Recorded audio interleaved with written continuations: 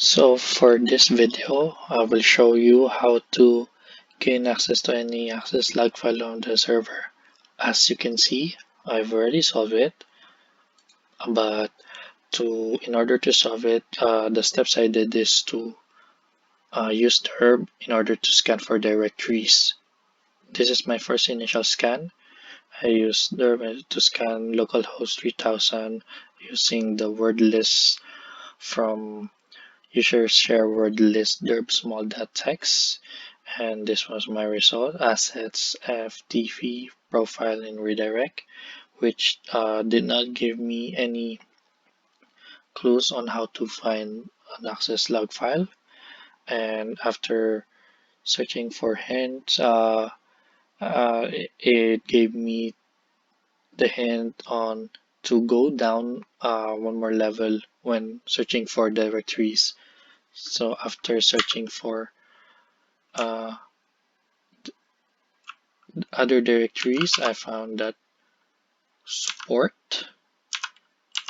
is a directory, but it would not show if we go to the directory support. It will not show up no results. It's just a blank, or it would not actually show, but since I already did it, this would be the result. So if we want to use the properly, we would use the http localhost 3000/support, and then the text file that we're gonna use. As you can see, we already have a hit, which is log. So we can wait for this to end, or we can just go to the directory, which is support, and then logs.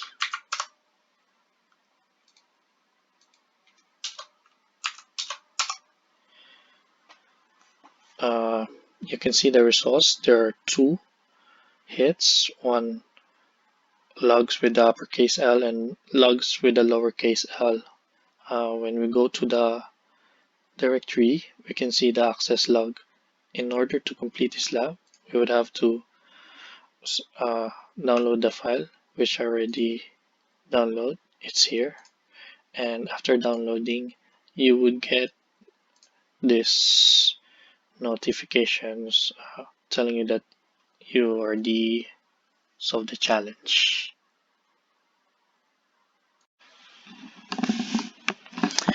Hello, so for this challenge, we will try to solve the retrieve the language file that never made it into production. So as you can see, I already solved it. So this will be the steps. The first thing is to check how the website uh, uses, or how the website processes the callbacks for the language. So for let's Seski, and then we will force reload the page. There you go. This is how it handles it as a JSON. This is how it loads up per each language. So and then if we change into something else, Dansk, this is how the website handles it. So to retrieve the language that never made it to production, we can simply Google owasp languages, and then go to this website. It will give you the languages owasp is in. So says Danish, Dutch, and the language that never made into production is Klingon, which is the language from the famous sci-fi genre Star Trek, if I'm correct. Mm, Now we want to uh, see how this page handles it, so we can use that uh, in order to load it into the owasp shop. So as you can see, this code TLH-AA is the code for the language, and a substitute for the country code. So we can use this to compare it with how this website loads the language.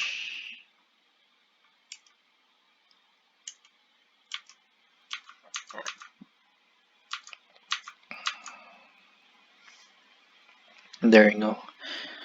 It says here project OWASP UShop TLH-AA. Now we can use this small code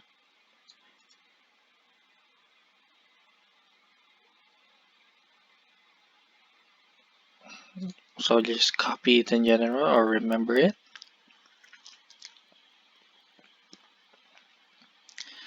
And then we can go back to OWASP UShop,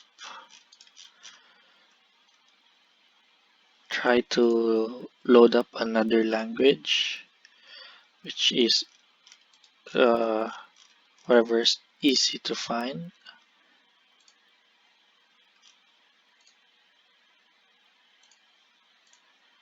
Force reload the page. As you can see, this one, we can send this to the repeater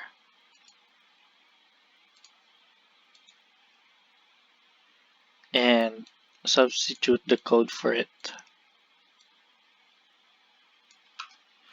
So TLH underscore AA, since the format of the OWASP UShop is underscore, not dash. And then we can send this and we will get the OK response. So you can see the language is already changed. And if we reload the page,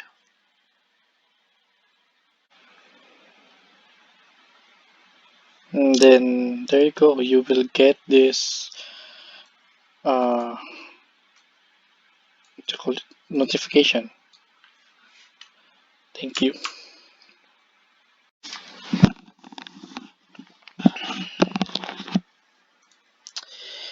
Hi, so for this section we will try to change vendor's password into Slurm Classic without using SQL injection or forget password. As you can see, I already solved it. So the steps I took is first, we want to know what a vendor's email is. So in order to find out, we can log in using a SQL injection, and then that's like any password, right? And then we go to administration. If you did previous challenges, this is how you do it. Now vendor at your shop, vendor at your shop, that's his email. Now we can copy that or like save it on a file. So no, JS. Let's paste that and ls get.js. Okay, that's his email. So now we can check how the site handles password changing. So we can try something like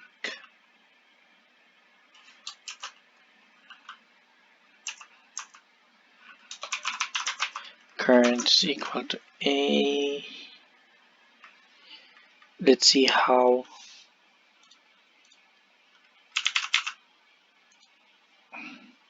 how the website reacts.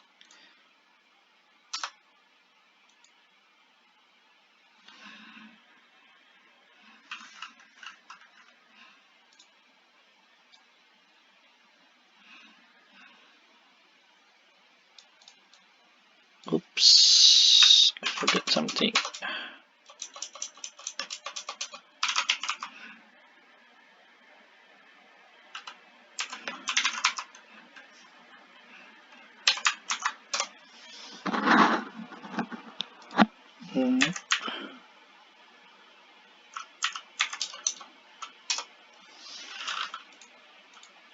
You can also do it at the Q shop.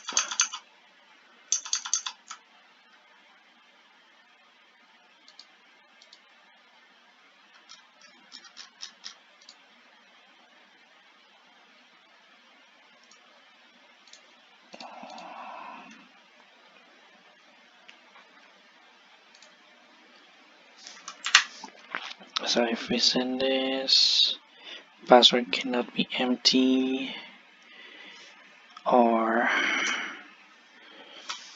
since we're filling out the current, new, and then you need to repeat the password, you would enter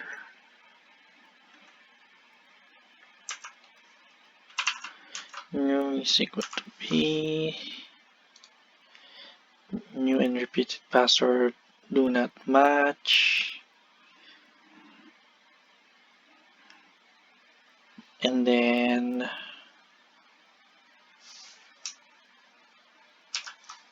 so we have to repeat the password.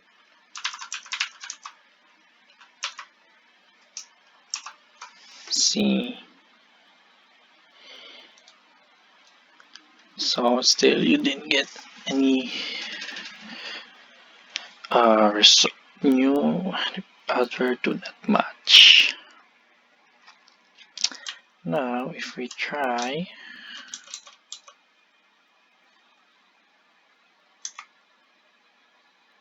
so new and equal to b and repeat equal to b,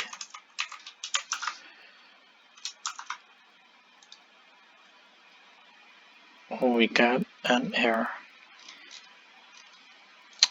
Illegal activity. Let's try here.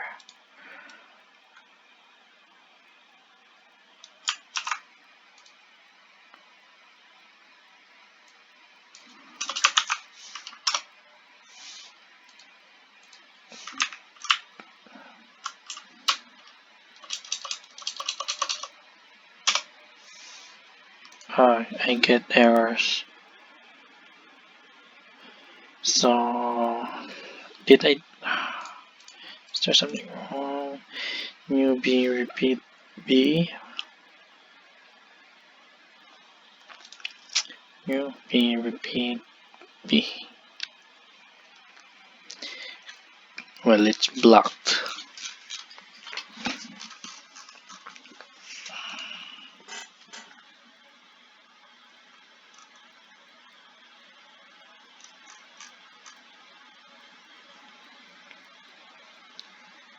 Let's try it again with another request.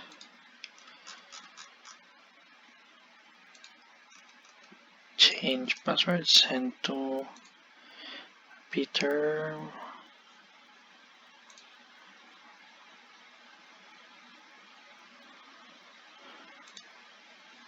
Oh, we get internal server error. Right, we can try doing this with vendor's account.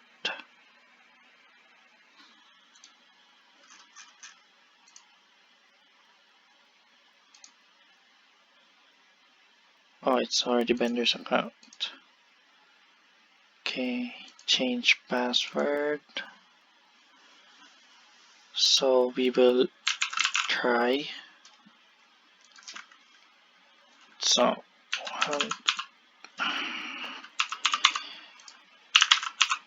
we will see how JuShop will react.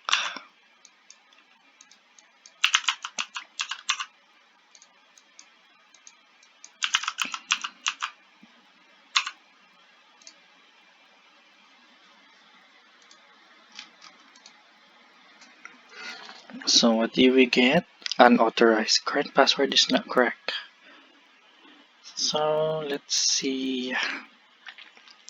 Let's go to the repeater. And then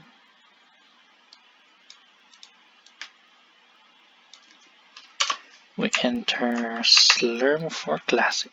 Slurm Classic. Slurm Classic.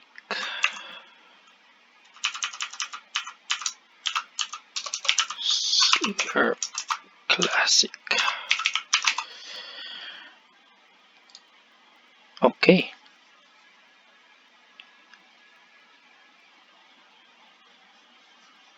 Now we're able to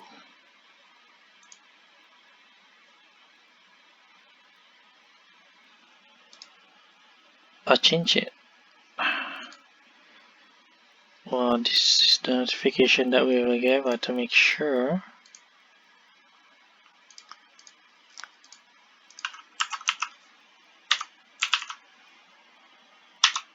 Banner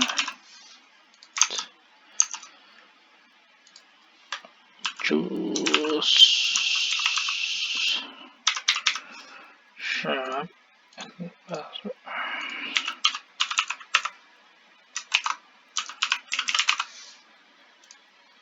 There you go. Log in. Vendors to shop. Scoreboard. There you go. Change vendors password into Slurm Classic without using SQL injection or forgot password. Thank you.